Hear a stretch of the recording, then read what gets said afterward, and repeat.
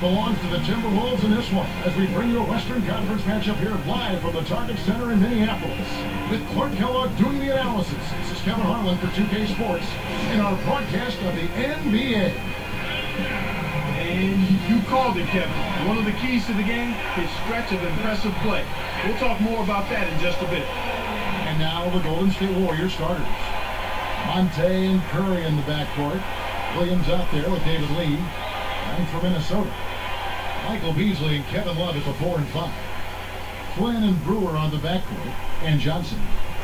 The Grizzlies supposedly offered the Beat, Mayo, and maybe even a first-round pick for Monte Ellis last season, but Golden State refused. Yeah, I remember hearing about that in the trade rumor mill. It would have been interesting, to say the least, had that been consummated, that deal.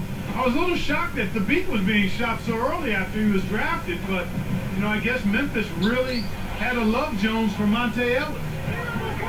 Here's Curry. Flynn hits the reach-in call. That's his first foul.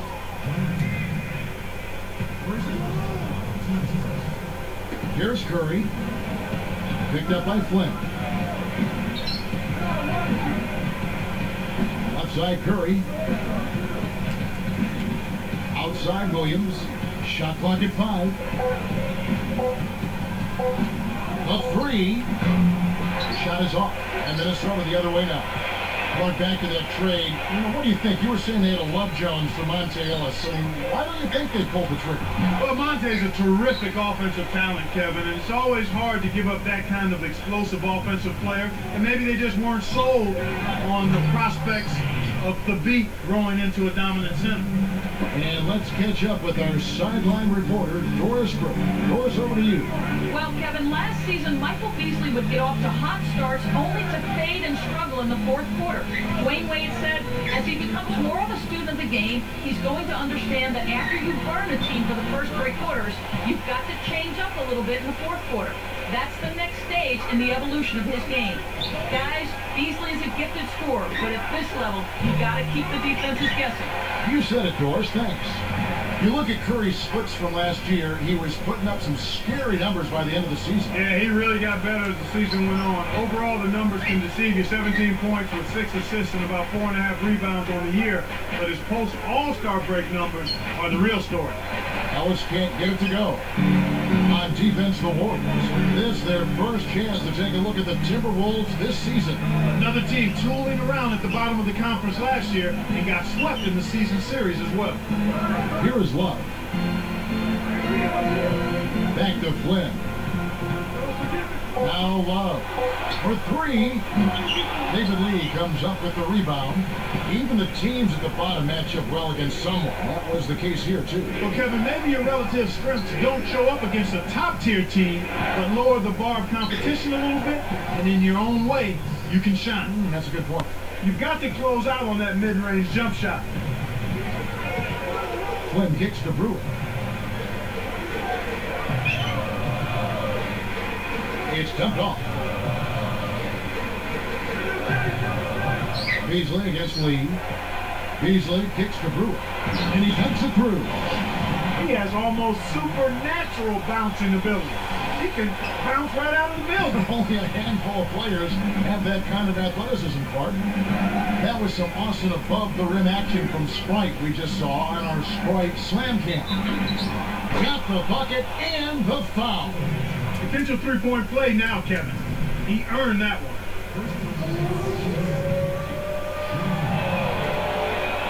Nice job at the line, and that one falls to pick up the and 1.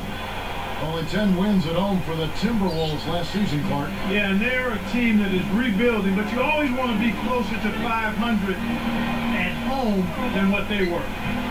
Here's Brewer. Up high and down hard.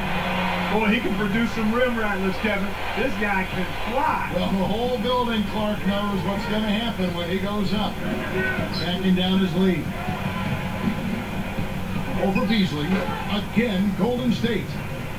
Touchdown the rebuilding process for the Wolves. How long do you think it's going to take for them to turn it around? Well, if I had to give it a guess, Kevin, it's probably another couple of seasons. It shouldn't be too long. They've got some talent. I mean, Johnny Flynn is a terrific young point guard.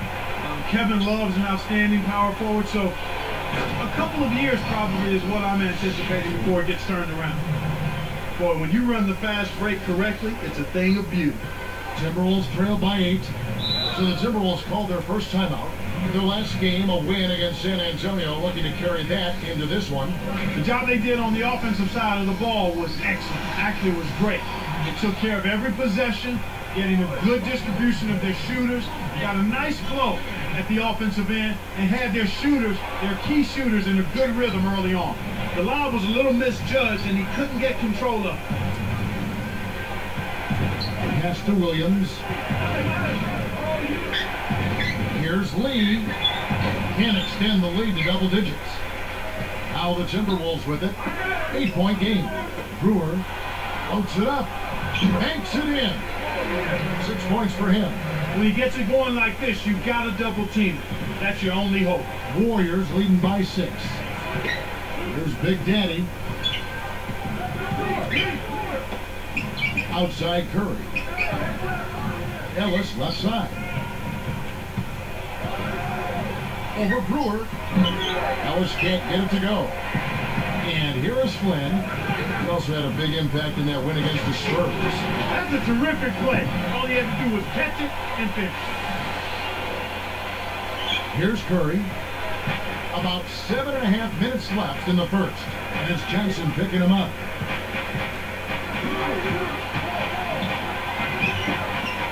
Pass to Ellis. Leads him with the pass. Big Daddy. And he drops it in on the layup. He has 5. He saw the height mismatch and went to work immediately. That's smart basketball. Let's find out what Doris Burke has for us. Hey, Kevin, thanks. Golden State's head coach and I were able to chat. I asked him what word would best describe their defense, and he replied, intimidation. He thinks their length and capacity to block shots makes teams think twice about bringing the ball inside against them. That should certainly work to their advantage today, guys. Thanks, Doris. So defense is the key early on. You know, it's not surprising, Kevin, when you think about the great team. So much of their game planning really starts at the defensive end of the floor. That's why he's got the reputation as one of the NBA's great rebounders. Because of putbacks like that. Well, that's what we've become accustomed to when he gets in position under the glass like that. Brewer with the ball. He's guarded by Ellis. Beasley with it. Connects from 13 feet out. Beasley's got his first 2 points. Warriors leading by 4. Ellis kicks to Williams. Lee, a screen on Johnson. Williams dishes to Lee. Can't hit. Now the Timberwolves will take it the other way. There's really not enough defensive pressure there to force that miss. He's got to be disappointed. Arcs it high. And there are the Timberwolves with another bucket. And that's great court vision, Kevin. Even when he was about to shoot, he was still able to spot the open man. Big Daddy sets a pick. Curry can't get it to go. An outstanding pick there, and he still couldn't get the basket. Next time he gets a look that good, he's got to make it count. It bounces out of bounds after the shot. Some of the best free throw shooters in the NBA. Let's highlight it. Look at Johnson, second in the NBA. So great from the line. Kevin, it's about practice and repetition. Warriors making a switch here. Here's Williams. Picked up by Flynn.